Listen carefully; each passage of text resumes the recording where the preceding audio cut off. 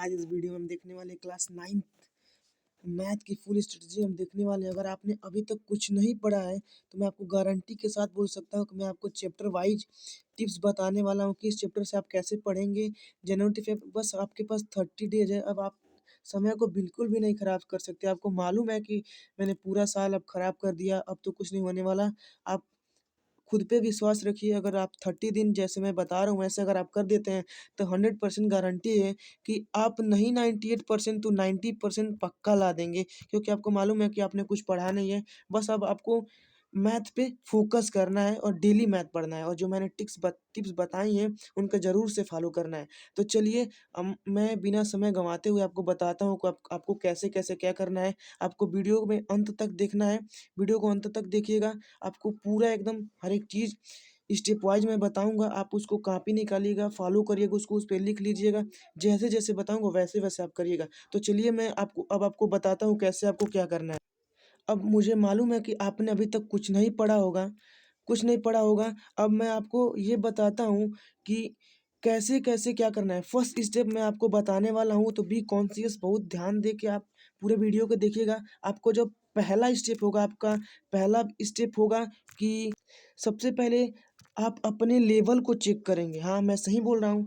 आप अपने लेवल को चेक करेंगे।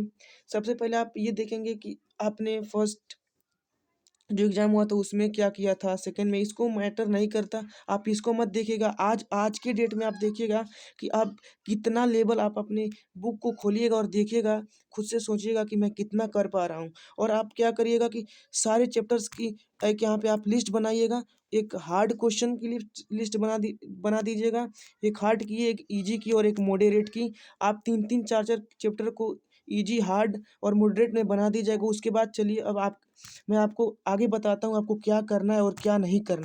तो गाइज़, आपको क्या करने से पहले सबसे पहले ये देखना है कि क्या करना नहीं है। तो सबसे पहले आपको आरएस और आरडी, मुझे मालूम है कि आप मैथ्स पढ़ रहे हैं और मैथ्स के लिए तैयारी कर रहे हैं और पूरे साल आपने कुछ किया नहीं किया होगा, लेकिन आरएस आरडी तो ज़रूर लिया होगा।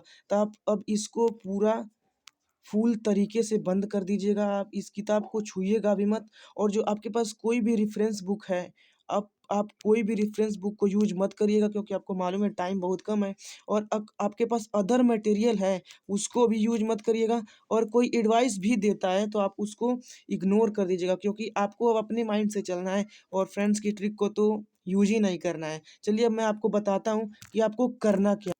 आपको क्या करना है, आपको एनसीईआरटी सॉल्व करना है और एनसीईआरटी एग्जाम्पल सॉल्व करने हैं। क्या करना है, सबसे पहले आपको अपनी एनसीईआरटी सॉल्व करनी है, और सॉल्व तब करनी है जब आप अपने इजी, मॉडरेट और हार्ड लेवल चैप्टर्स को कैटेगरी में, इन 3 कैटेगरी में डिवाइड कर लें। तो उसके बाद आप सबसे पहले इजी वाली को 2, 3, 4 दिन में ख़त्म कर दीजिएगा। उसके बाद मॉडरेट को थोड़ा 5, 6, 7 दिन दीजिएगा। उसके बाद जो आपका एकदम हार्ड लेवल में आपने बनाया होगा उसको 8 से 10 दिन, 12 दिन, 13 दिन दीजिएगा। ऐसे 30 डेज़ में आपका पूरा सिलेबस कंप्लीट हो जाएगा। अभी मैं आपको आगे बताऊँगा कि किस-किस चैप्टर को बढ़िया से ध्यान देना है, किसको नहीं करना है। तो उसके बाद आपको क्वेश्चन की प्रैक्टिस करनी है। सिंपल पेपर तो ज़रूर लगाना है। अगर आप चाहें, पूछेंगे कि कौन-सा सिंपल पेपर मैं लगाऊँ, तो आप ओसवाल का सिंपल पेपर लगा सकते हैं, जो कि एकदम क्वेश्चन आपको हूबहू मिल भी सकते हैं। और आपको जो वैल्यूएबल टॉपिक्स हैं मैथ में, जिससे क्वेश्चंस ज़्यादा आएँगे, जो चैप्टर आपको नंबर ज़्यादा दिला सकते हैं, उन पे ज़्यादा फ़ोकस करना है। बताओ, पूछोगे कि अब वो कहाँ से मिलेगा? मैं इसी वीडियो में आपको बताने वाला हूँ कि किस चैप्टर का कितना वेटेज है। तो चलिए उसको भी बता देते हैं, किस चैप्टर का कितना वेटेज है। वीडियो को अंत तक देखिएगा, आपको बहुत फ़ायदा मिलने वाला है। तो हमारा चैप्टर वाइज़ मार्क्स डिस्ट्रीब्यूशन देख लेते हैं। हमारा जो पहला नंबर चैप्टर है, रियल नंबर्स। देख लीजिए, ये रियल नंबर्स चैप्टर जो है वो 10 नंबर का है। अब 10 नंबर में आपको रेशनलाइज़ करने वाले जो क्वेश्चन आएँगे, रेशनलाइज़ जो आप करते हैं, वो 2 से 3 नंबर, 4 से, हमको लग रहा है 5 नंबर तक आपको वो दे के चले जाएँगे। और जो स्मॉल क्वेश्चन बनते हैं, एमसीक्यू क्वेश्चन बनते हैं, वो आपको 3 से 4 नंबर दे देंगे। और कुछ प्रूव करने वाले इसमें तो कोई है नहीं। तो ऐसे ही क्वेश्चंस रेशनलाइज़ करने वाले और कुछ मल्टीपल चॉइस क्वेश्चन, 10 मार्क्स का ये चैप्टर है, रियल नंबर्स अकेले।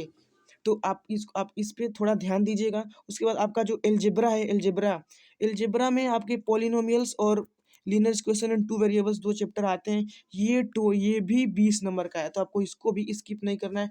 और ये जो कोऑर्डिनेट ज्योमेट्री चैप्टर है, ये 4 नंबर का है देखिए, और एकदम इसमें समझिए कुछ है नहीं, आप अगर ध्यान से पढ़ते तो आधे घंटे में चैप्टर खत्म हो जाएगा। तो आपको ये इस पे प्रायोरिटी पे नहीं रखना है, इसको आप बाद में भी कर सकते हैं, ठीक है? तो यहाँ पे ये 4 चैप्टर हो गए और आगे के चैप्टर्स मैं आपको बताता हूँ। हमारा आगे के चैप्टर्स हैं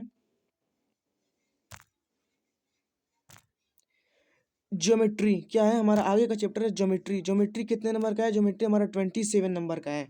और इसमें कितने चैप्टर हैं? 5 चैप्टर हैं। Introduction to Euclid geometry, lines and angles, triangles, quadrilateral और सर्कल्स। आपको क्या करना है? इंट्रोडक्शन टू यूक्लिड ज्योमेट्री में जो आपके एग्जाम्पल के कुछ लास्ट के जो आपको मालूम है कि केवल 2 एक्सरसाइज हैं। 2 एक्सरसाइज में से जो लास्ट के 3-4 एग्जाम्पल हैं उनको आप लगा लीजिएगा, 3 से 4 एग्जाम्पल। और आपकी जो एक्सरसाइज है, एक्सरसाइज के 3-4 क्वेश्चंस जो आपको लग रहा है कि थोड़ा आने के चांसेस है और आपको जो नहीं आ रहा है उसको कर लीजिए, क्योंकि आपको मालूम है कि आपको जो आता है वो एग्जाम में नहीं आता है। तो जो आपको नहीं आएगा उसी को प्रैक्टिस कर लीजिएगा 3-4 बार, ये भी चैप्टर 1 डेढ़ घंटे में खत्म हो जाएगा। उसके बाद लाइन्स एंड एंगल्स जो चैप्टर है, लाइन्स एंड एंगल्स के लिए आप थोड़ा इसकी थ्योरी पढ़ लीजिएगा और ये देख लीजिएगा कि लाइन्स किसे कहते हैं, एंगल्स किसे कहते हैं, कौन कौन सा एंगल बनता है उसको पढ़ लीजिएगा। और जो मैंने आपको बताया कि क्वेश्चंस की प्रैक्टिस कर लीजिएगा और ये भी चैप्टर खत्म हो जाएगा।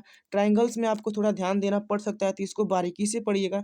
अगर आप लाइन्स एंगल जानेंगे तभी ट्रायंगल्स और क्वाड्रिलेटरल को पढ़ पाएंगे। और हमारा ये बात इस सर्कल्स में आपको कुछ थ्योरम याद करने पड़ेंगे, थ्योरम आप याद कर लीजिएगा। और ट्रायंगल्स में मैं आपको बता दूं कि ट्रायंगल्स में आप सिमिलरिटी क्राइटेरियन थोड़ा उस पे क्वेश्चन लगा लीजिएगा, वो 100% गारंटी के साथ क्वेश्चन उससे आएगा। और क्वाड्रिलेटरल में जो मिड पॉइंट थ्योरम आप उसको जरूर लगा लीजिएगा, उससे क्वेश्चन जरूर आएगा। और सर्कल्स में तो मैंने आपको थ्योरम बता ही दिया, याद कर लीजिएगा और 2-4 प्रूफ लगा लीजिएगा, सर्कल्स भी हो जाएगा। इसके बाद हमारा आता है surface area and volumes. Surface area and volume ये 13 नंबर का पूरा चैप्टर है।